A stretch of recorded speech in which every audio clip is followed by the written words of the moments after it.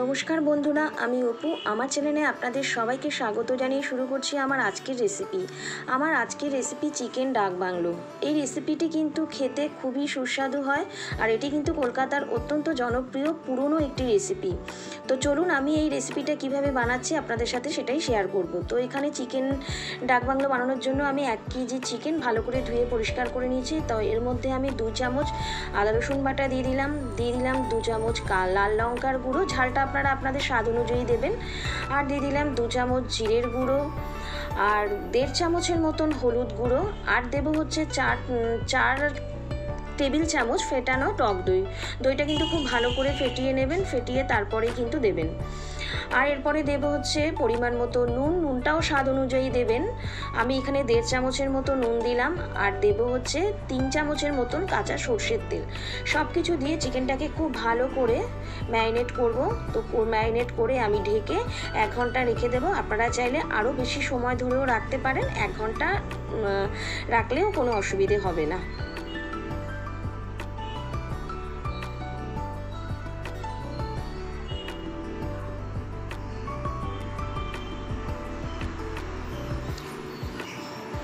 তো এবার আমি এই রেসিপিটা বানানোর জন্য একটা সিক্রেট মশলা বানিয়ে নেব। তো তার জন্য আমি নিয়ে নিয়েছি 5টা শুকনো লঙ্কা, আর একটা জয়িত্রী ফুলের অর্ধেকটা নিচ্ছি, জায়ফল নিচ্ছি একটা জায়ফলের 4 ভাগের 2 ভাগ নিলাম, দুটো তেজপাতা ছিঁড়ে দিচ্ছি, একটুখানি দারচিনি, 4-5টা এলাচ, আর একটুখানি লবঙ্গ। সব কিছু হালকা আছে ভালো করে একটু ভেজে নেব। তো মশলাটা যেন দেখবেন পুড়ে না যায়, মশলা পুড়ে গেলে কিন্তু রান্নার স্বাদটাই পুরো নষ্ট হয়ে যাবে। তো এই মশলাগুলোকে আমি 1 সেকেন্ডের জন্য একটু নাড়াচাড়া করে নিলাম। এরপরে আমি দিয়ে দেবো 1 টেবিল চামচ জিরের গুঁড়ো, আর জিরে, আর 1 টেবিল চামচ ধনে। এগুলোকেও একটুখানি ভালো করে ভেজে নেব। তো দেখো আমার মশলা কিন্তু ভাজা হয়ে গেছে, গ্যাসের আঁচ কিন্তু অবশ্যই কম করেই রেখেছি, দেখতেই পেলেন। তো এবার মশলাটাকে আমি একটা প্লেটে ঢেলে নিচ্ছি, ঢেলে ঠান্ডা করে মশলাটাকে আমি মিক্সিতে বেটে নেব। তো এবার আমি রান্নাটা শুরু করব। তার জন্য আমি একটা প্যান নিয়ে নিয়েছি, তার মধ্যে দিয়ে দিলাম 4 টেবিল চামচ সর্ষের তেল। তেল গরম হলে আমি এর মধ্যে একটু নুন, একটু হলুদ, আর একটু লঙ্কার গুঁড়ো দিয়ে দিলাম। এবার আমি মাংসর জন্য দিয়ে দেবো আলু। তো আলুটা আপনারা ঘরে যে কজন লোক সেই বুঝেই আলুটা দেবেন। তো আমাদের ঘরে আবার মাংসতে আলু না হলে ভালো লাগে না, আর এই মাংসটাতে তো আলু তো অবশ্যই লাগবে। তো দেখো আলু ভাজা হয়ে গেল, তো আলুটা ভেজে আমি তুলে নেব। আর এই ডাক বাংলো চিকেনের জন্য অত্যন্ত জরুরি কিন্তু ডিম। তো আমি এখানে 5টা ডিম নিয়ে নিয়েছি, তো ডিমগুলো আমি হালকা ভেজে তুলে নেব।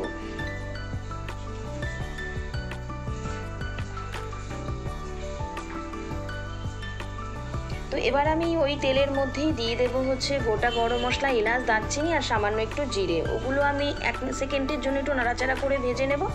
তো এরপরে আমি দিয়ে দেবো 3টে মিডিয়াম সাইজের পেঁয়াজকে কুচি করে কেটে নিয়েছি, সেই পেঁয়াজটা দিয়ে দেবো।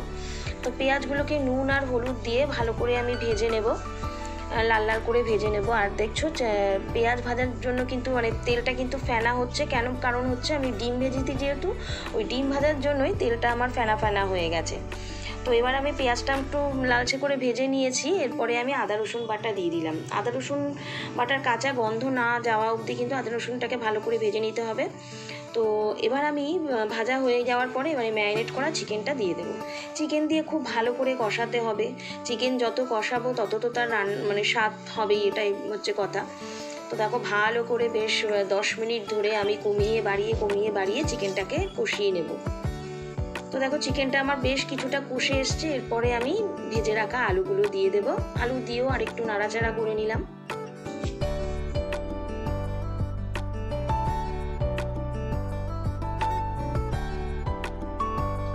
এরপরে আমি গ্যাসের আঁচ কমিয়ে ঢাকনা দিয়ে একটু ঢেকে দেবো, যাতে মাংস আর আলু সব কিছু সেদ্ধ হয়ে যায়। তো এর মধ্যে আমি একটা জিনিস দিতে ভুলে গেছি, এর মধ্যে আমি গোটা পেঁয়াজ দিচ্ছি 3টে।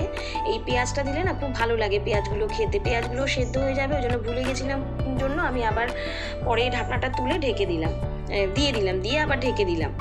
তো দেখো এদিকে আমার চিকেন তো একদম মানে কমিয়ে দেওয়াতে প্রায় ভালো একদম তেল ছেড়ে এসছে, নরম চিকেন সেদ্ধ হয়ে গেছে। তো আমি যে মশলাটা ভেজে রেখেছিলাম সেই ভাজা মশলাটা দিয়ে দিলাম, এবার দিয়ে ভালো করে আর একটু নাড়াচাড়া করে নিয়ে এরপরে আমি এর মধ্যে ঝোলের জন্য জল দিয়ে দিলাম।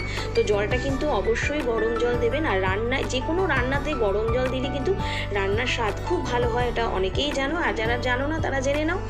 তো দেখো আমার মানে মোটামুটি রান্নাটা কিন্তু কমপ্লিট। এবার যেহেতু গরম জল দিয়েছি দেখো ওই জন্য ফোটা আরম্ভ করে দিয়েছে। এরপরে আমি যেই ভাজা ডিমগুলো এর মধ্যে দিয়ে ভালো করে একটু ফুটিয়ে নেব।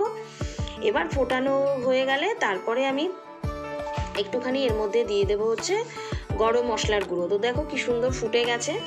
এরপরে আমি দিয়ে দিলাম 1 চামচের মতন গরম মশলার গুঁড়ো। গরম মশলার গুঁড়ো দেওয়ার পরে নাড়াচাড়া করে এরপরে আমি গ্যাসের আঁচ কমিয়ে 10 মিনিট ধরে আমি একটু ঢেকে রেখে দেবো।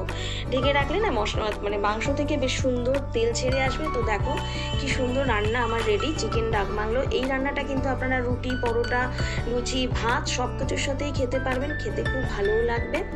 তো আমার এই যেভাবে আমি বানালাম সেভাবে আপনারা বাড়িতে বানিয়ে আমাকে কমেন্টে জানাবেন আপনাদের কেমন লেগেছে। তো রান্নাটা ভালো লাগলে আমার চ্যানেলটাকে সাবস্ক্রাইব করে নিয়ে আমার পাশে থাকবেন। টাটা বন্ধুরা, একটা লাইক করে দেবেন কিন্তু অবশ্যই।